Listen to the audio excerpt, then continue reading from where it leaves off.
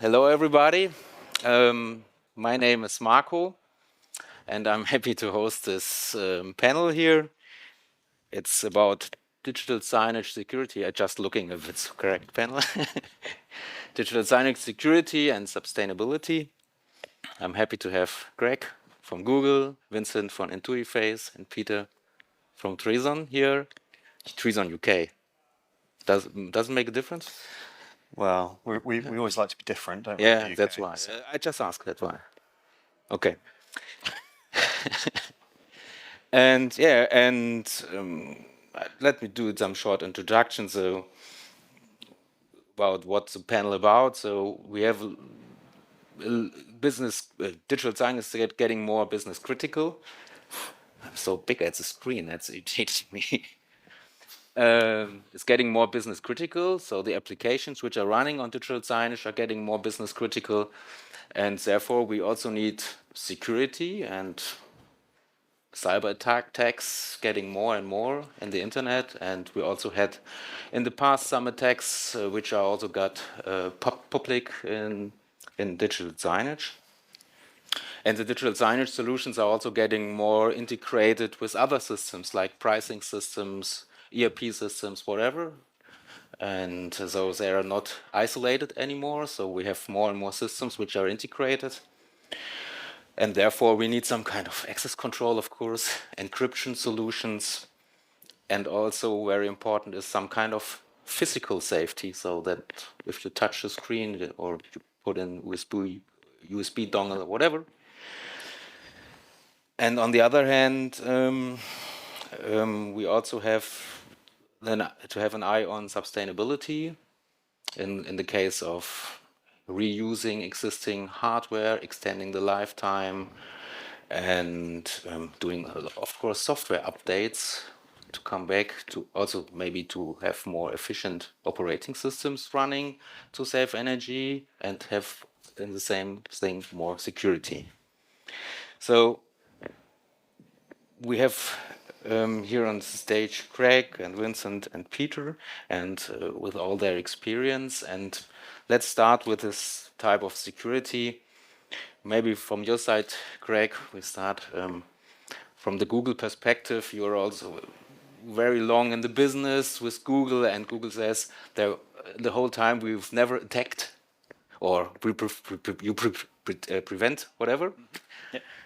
And you decided to go in the digital signage industry.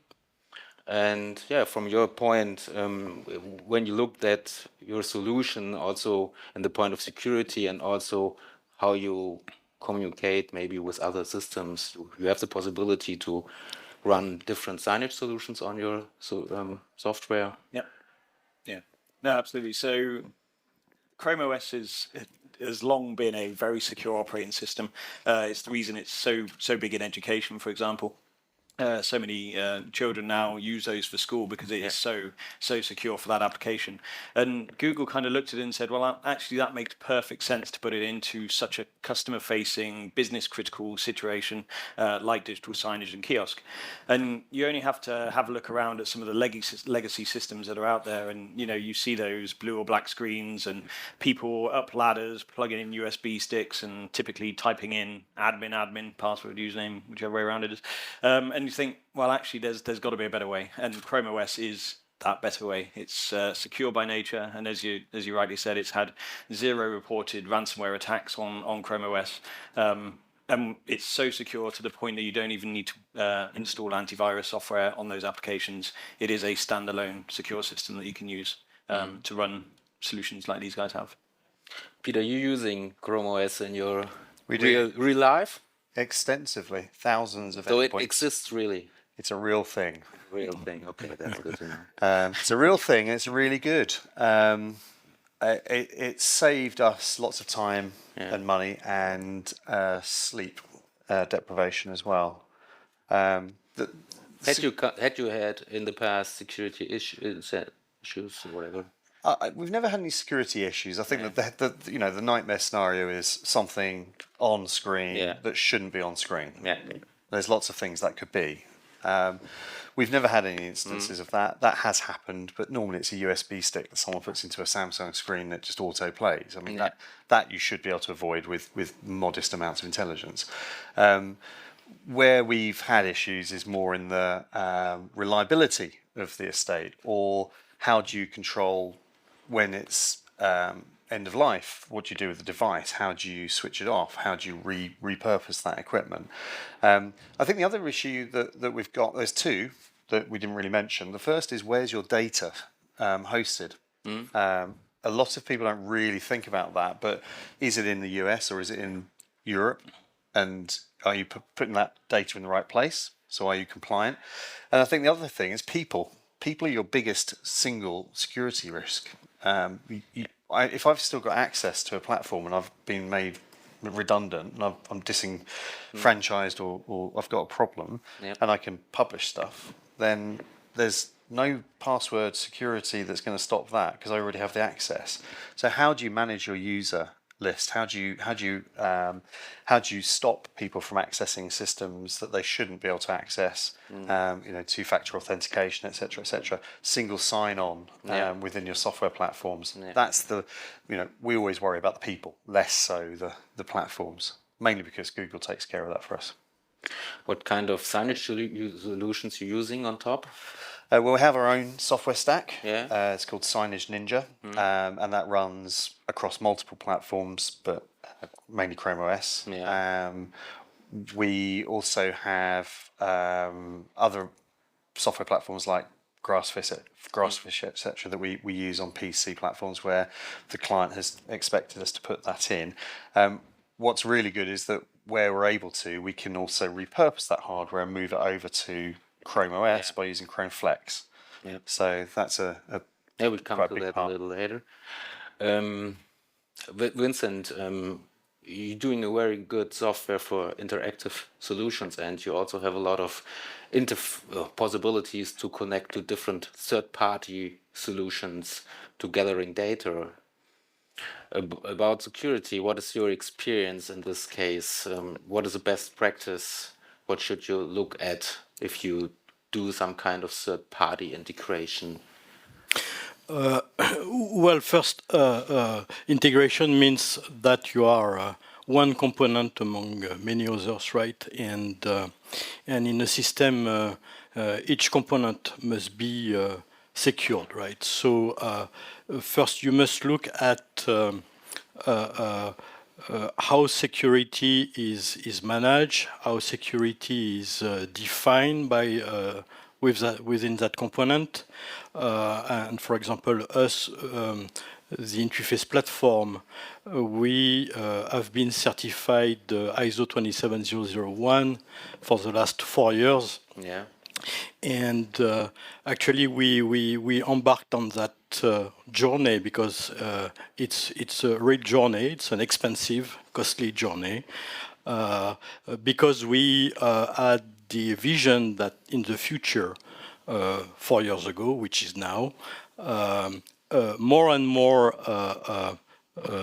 customers with their own infrastructure would want anything plugging in their components, their infrastructure, to be extremely secured. And this ISO 27001 is a proof point that you have made your best effort, and that has been validated to make your component highly secured. So we take that very extremely seriously. And it's not only about pen test and all that. It's also about how you build your software, how your process are. Because I fully agree, the main risk is a human error at the end of the day, more than somebody else that wants to do bad things to your software. It's more about your people, your customers doing mistakes, right? So how to prevent that, and how you prove that you can prevent that. I understand. So it's a lot about rules and habitats and all that stuff, but going deeper to the directly implementation of something. So if somebody wants to have a third-party interface integrated in your Intuiface solution, maybe a menu board where you get the data for the pizza and the price and whatever from a central server system. How do you do that? Is the password and the username stored directly in the signage software? Do you have some kind of proxies? Well, everything is encrypted, and we use REST API, so that's HTTPS over. I don't want to go into too much technical details, but TLS 1.2, now 1.3. Yeah. You cannot convey any API keys or something in the payload. You have to put that in a header. Yeah. So there are plenty of rules, and there is a good a guide for that, which is called OWASP, where you have all these web-oriented security rules which are perfectly described that you must follow. So that's a total philosophy of how you develop software in that world. Peter, you as an integrator, I think you are more fenced with this in your real life with the customers. What are your experience with the integration of third-party libraries or interfaces? It used to be a lot easier, I think. Yeah. And there was the data was coming from smaller parties. Yeah. I have to say these days it's tending to be Oracle or those kind of guys that we're working with, and the expectations of how that data is handled is driven by the partner programs of those companies. And so the compliance that you have to have is a lot more. But once you have that data, actually you can do a lot with it. So it then sits within that sort of ring-fenced world of the security that you've got. I think it's also helpful when you've got everything within a single platform. So whatever platform that is, whether it's Windows or ChromeOS, really focusing in on having that continuity and as Vincent says, having those rules, having those processes, making sure that you're not using iframes or anything like that, and you're integrating it directly into HTML that you own and that you host, reduces the risk for things that you don't want to appear to. And I mean, it's pricing. Pricing can be wrong. How do you guarantee that you're going to get the right data at the right time on the screen? I didn't say the right place to the right people. Sorry, mixed that as well. No. And content is king, as we know, right? Yeah. And you as Google, you take care of that the system is always up to date and software updates are published. Yep, in time. absolutely. So we have one of the longest security update life cycles in the operating system world. So when you take a Chrome box, for example, you've got 8 years of security updates that are gonna go through that. For the signage and retail hospitality world in particular, we put them onto long-term support as well. So unless it's a critical update, it's a long-term support cycle. So updates aren't happening every week and potentially causing challenges for our system integrators and partners, but unless it's particularly urgent to get that through. So it is a longer term manageable cycle. But one of the great things about ChromeOS as well, which I learned when I joined, is it's again secure by design. Everything that's happening in that browser is all sandboxed within that single tab. So once that's running in that tab, it's not going to get out of that. Which is why we're really helping our partners move into the world of progressive web apps, for example, so that they can start building applications within that and then have the peace of mind that it's all running in there. That they weren't. Sorry, Craig. Forgive me for saying this, but Google wasn't always like that, right? Google did have a lot more of a Microsoft mentality, if you want to call it that, which is just, well, we're going to do it and like it or lump it. That has changed dramatically over the last 3 or 4 years, and we have direct relationships with the teams in Mountain View, and we're feeding in how those PWA processes could be improved and support us better, and it makes a massive difference. And it's fair to say, the Samsung SoC solution is 2 years behind where your current platform would be, even on a long-term service. When will ChromeOS running on SoC? They talk about it all the time, right?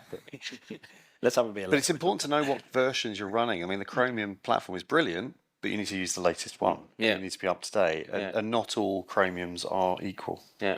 Yeah, so I think that's a very important point, and ChromeOS is one of the few operating system which is always up to date. And to be more specific, at least for us, what's the most important component in operating system is the browser, right? Yeah. So everybody's using Chromium, Yeah. even of course ChromeOS, but a lot of operating systems out there are still using very old Chromium version, and that's a nightmare. Yeah. And it's not secure. A lot of corporate websites, they don't want to display into this old Chromium version and so on and so on. So it has been a major pain for us, especially as we are focusing on web-based technology. And I hope that all these guys are going to be more dynamic about upgrading their Chromium version. And it's about a lot of legacy systems are out there in the world.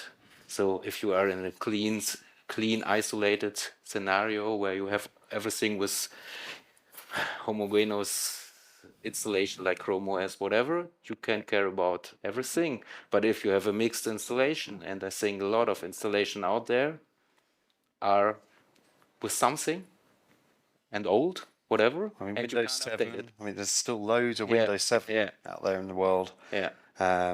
And you know, the 8 years is great, but when you get to the end of the 8 years, you're replacing the box, and it's about the right time to do that anyway. And so those cycles are very helpful. When you go to your customers and tell them you have to upgrade, update, re-equipped, whatever, you have to spend money to be more secure. They're always happy. They're happy. Always so happy.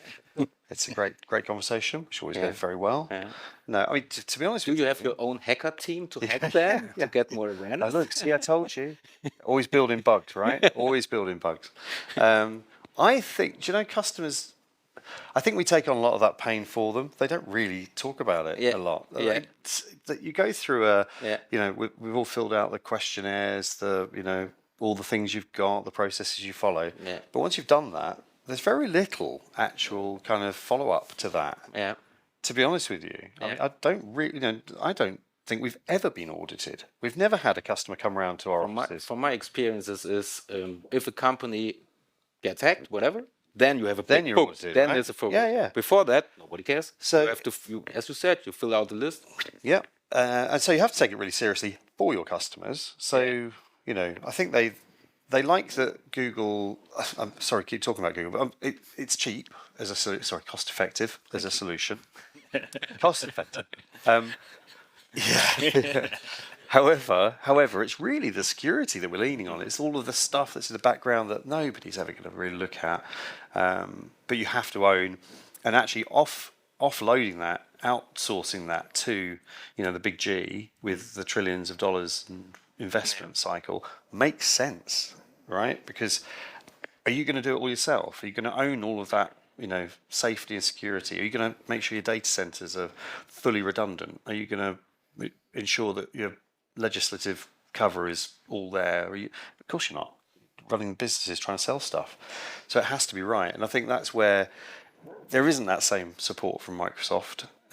We don't have, you know, that you have to take on a lot of more responsibility with Azure. Whereas if you've got an integrated ChromeOS GCP approach, it does make sense, and it takes away a lot of the pain, and you can sleep at night. Okay, we talked about a lot of security of interfaces and software updates. And now let's have a look at the user interface, about the application. In the internet world, everybody is using his own phone and own browser at home, but if you're using a digital signage application, also Vincent interactive application, you enter maybe private data on a public screen. How do you handle this data what the customer or end user for example, first you have a different system to prevent a user to tamper the screen, to try to do an alt tab kind of thing. So you need to have a software, piece of software for that, right? kiosk mode kind of thing. And then as now there are more and more web-based technology for privacy and security reasons, digital signage system running on a kiosk needs to be able to manage its own cache, right? You cannot just live like that and have all the data, as you said, entered by the user as retained within the browser cache. Okay, so you need to manage your cache. You need to provide ways for the application developer or designer to make sure that the cache is empty after each transaction and this kind of best practices that you need to teach and bring to your developers there. Yeah, I think so too. That's a different approach. So if you develop an application for digital signage, it's a different development than for an internet application. Oh yeah, absolutely. It's not a one-on-one. It's one-to-many, and that's the issue here. That's the issue. Yeah, that's the main difference. We're actually showing on our little booth out the front there a solution called Cloud Shelf, which is actually taking that personal information input away from the kiosk device and put it back into the user's smartphone device. So via a simple QR code, it transfers the basket onto their device, fill in the information, pay through their normal Google Pay, hopefully, and then that transaction is done. And then when that integrates with the content management providers as well, you've got a really attractive kiosk application getting rid of that inputting of personal data, and it's really simple for the SMB business.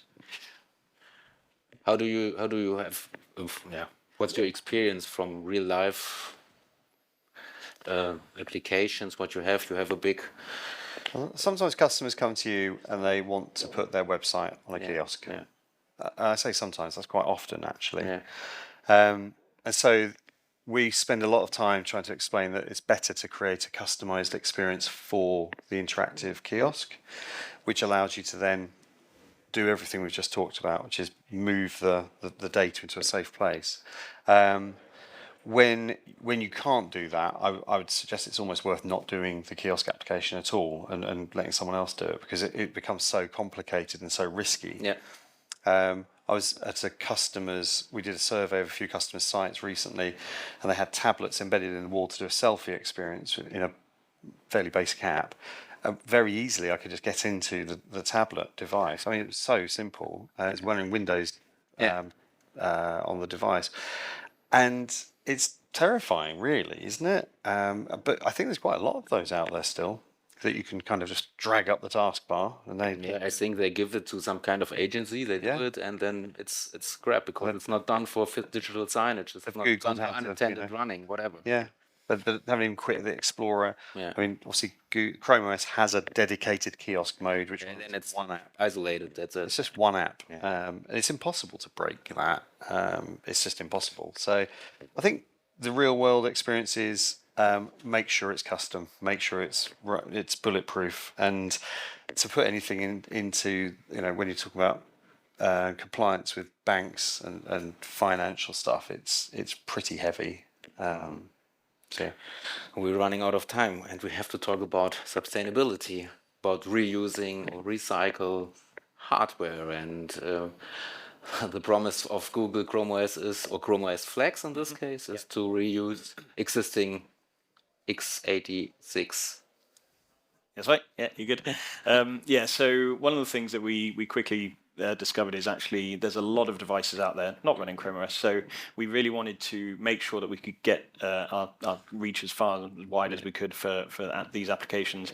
And so we've got ChromeOS Flex, which is a way to take an old, typically a Windows device, I have to say, because that tends to be the right sort of minimum requirements. And you can, from a USB stick, you can turn that Windows device into a ChromeOS device in about a minute. You'll have a fully functioning ChromeOS Flex device. Now, the important thing... This device, just to interrupt, this device has to be certified by you? Or does it run on every... It can run on most devices that meet the minimum specs, but if you're partners and you're doing a big rollout, you want to have it certified. Yeah. And what that means is our US team will basically look at the iterations of ChromeOS to come, and as they do upgrades, they make sure that those certified devices will remain certified. Okay. The important thing I just want to highlight on ChromeOS Flex there is when we talk about green signage and sustainability, is ChromeOS devices run 46% more efficient than a comparable Windows device. Why? Because of lots of things that we probably don't have time to, but the battery management, the power required, the power draw for the dynamic signage, etc., etc. Okay. And also remember, Windows has got a lot of great stuff in it which isn't needed for digital signage, which those applications are still trying to run. If you take that same Windows device and flex it, it's still going to save 19% in terms of energy. So when you've got an estate of 10,000 Windows devices and suddenly put ChromeOS Flex on it and saving 19%, that's a significant saving for that company. Peter, have you ever did it in a project? Yep. Yep. Yeah, we've converted old Windows devices that we've deployed to ChromeOS Directly on the customer side, or did you do it in your headquarters? Both. Done both. Yeah. Yeah. And I mean, it's all true what he says. We've got a good case that if you go on YouTube and look at Nordic Choice Hotels, ChromeOS Flex, they were hit by a ransomware attack. They solved it with, but actually the big output of that was the energy saving they then had. It gives a new lease of life. Actually, you get speed improvements. Actually, you get more out of the processor using ChromeOS directly. It adds another couple of years. So, Last question to the software side, Vincent.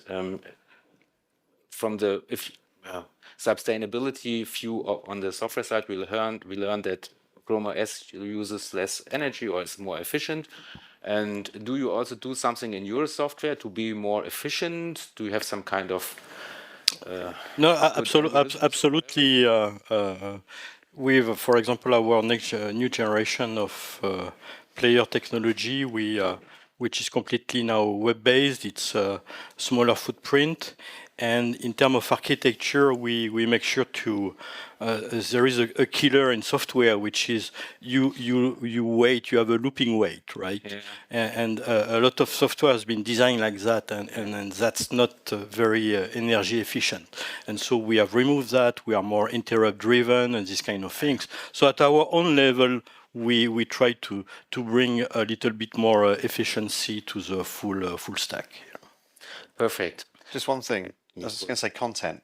Content is a massive part, especially with LED, of how you make things efficient. If everyone could agree to stop putting white backgrounds on LED, that would be amazing. I thought that was important. Right? Just kidding. Black backgrounds, everybody. Yeah. Use black backgrounds. Yeah, that's important for LED. For LCD, it doesn't matter. Less so, yeah. Yes. Any questions from the audience? Okay, thank you very much for your time.